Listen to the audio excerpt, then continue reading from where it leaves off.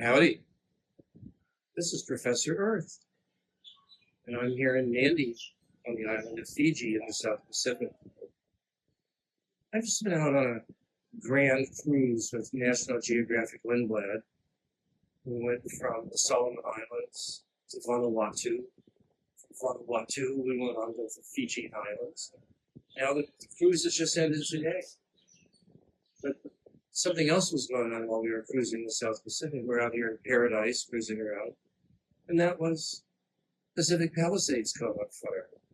And then there was another fire and another fire. So there were 5 or 6 fires burning in the Los Angeles area. And in Pacific Palisades, it burned day after day. And then we'd read the news, and then 1,000 houses had burned, and then 2,000 structures had burned. The other fires were the same way. They were adding thousands of structures a day. And now we're about a week into this, and the news is that the winds are picking back up again. They died down briefly. They're picking back up again. So the burning's just going to start again.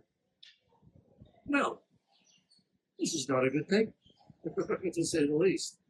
What we want to do is prevent this kind of thing from happening. What I want to do is discuss the idea that it's time for managed retreat from these areas that are burning in Los Angeles. Now, clearly, right now they're burning, and it might be a little premature to discuss this, but what better time than so we can make our decisions now and decide we can just move forward? So managed retreat means that in the face of climate change, there are certain areas that we decide should not be rebuilt, that they can't be repaired, they can't be fixed. And I think that this area between Los Angeles and Santa Barbara, going up the coast there, is such an area. And the reason is that this fire is not the first fire there. There's been fire after fire after fire just this year. And in preceding years, the same thing happens. We have major fires in this area. And the current fire really exemplifies what this means. Now, it turns out that before this fire began, many insurance companies sent out cancellation notices. Good old State Farm, like a good neighbor, State Farm is there. But in this case, they weren't such a good neighbor. But we actually have to take this complaint with a grain of salt, because an insurance company's job is to evaluate the risk of hazard and then to price the insurance properly so that they can sell policies to people. It's not like they don't want to sell policies. They want to sell policies. But the problem that we're looking at in California, the reason there's cancellations by Liberty Mutual, State Farm, and their insurance companies, is that they can't evaluate the risk and they can't price it in such a way that it's rational to sell insurance.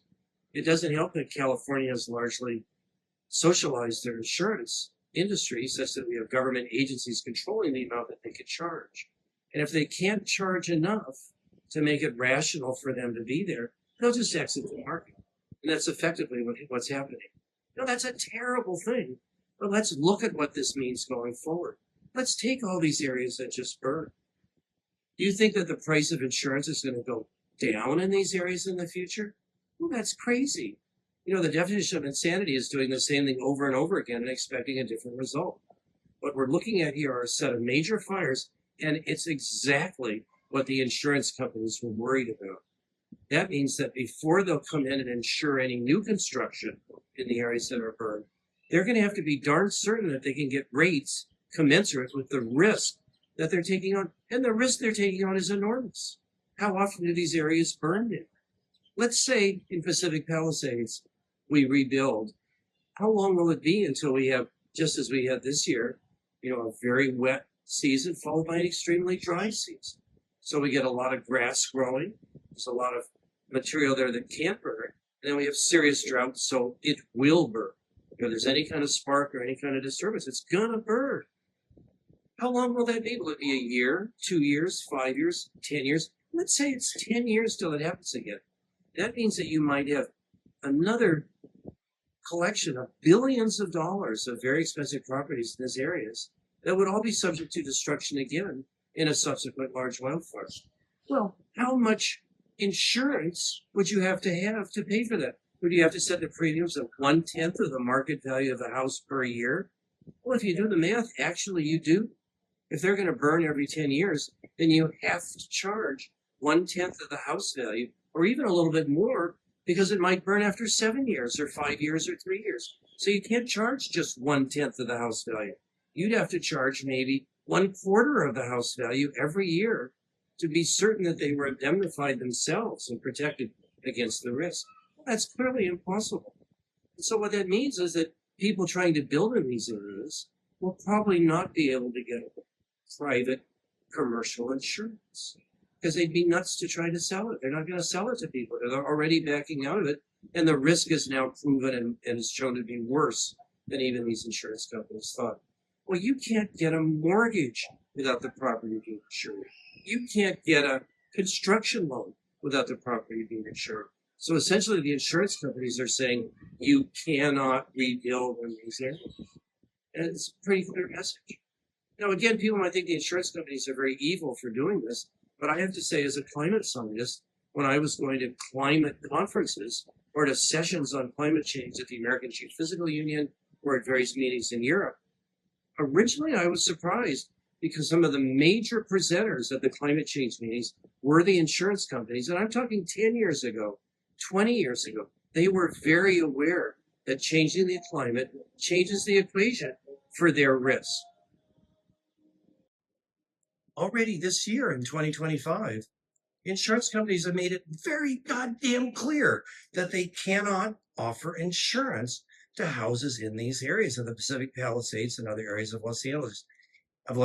And what do you think it means? So we have these huge fires with tens of billions, maybe over $100 billion of losses that somebody's going to have to pay for. I'll tell you, the insurance companies are not going to step right up and say, hey, we'll insure these houses now. Now we've seen the light. No, they're going to say, no, we were exactly right. This area is too dangerous to insure. It's too dangerous to build houses on. That's what the insurance companies are saying when the insurance companies refuse to insure areas in this area. And they're going to refuse to insure it going forward. So what this means is that we need to start thinking about managed retreat due to climate change from these areas.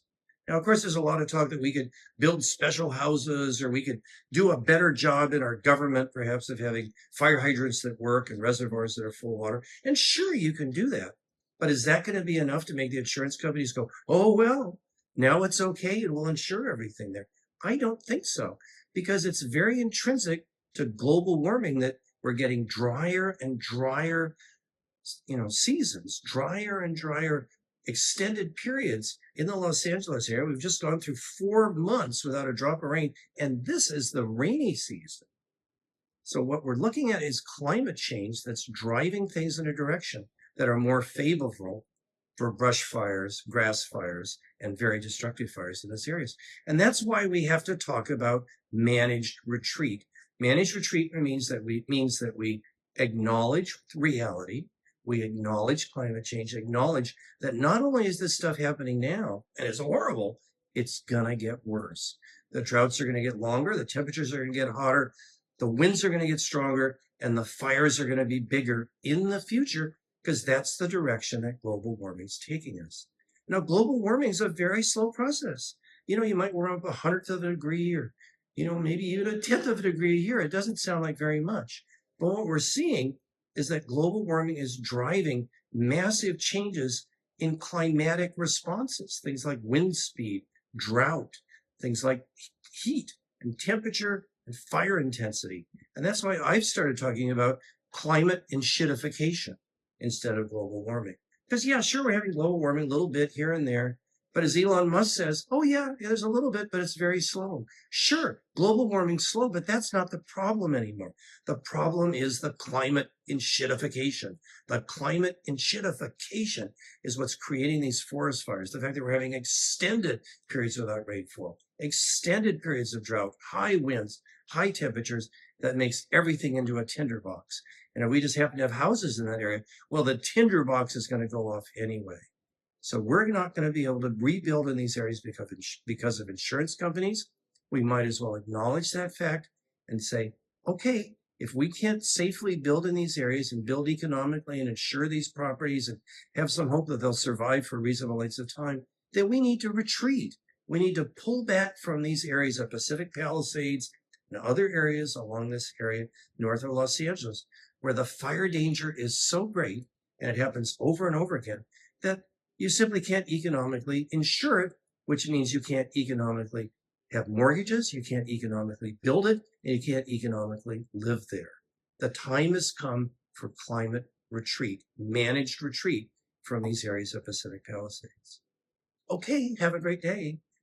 See you around. Bye-bye.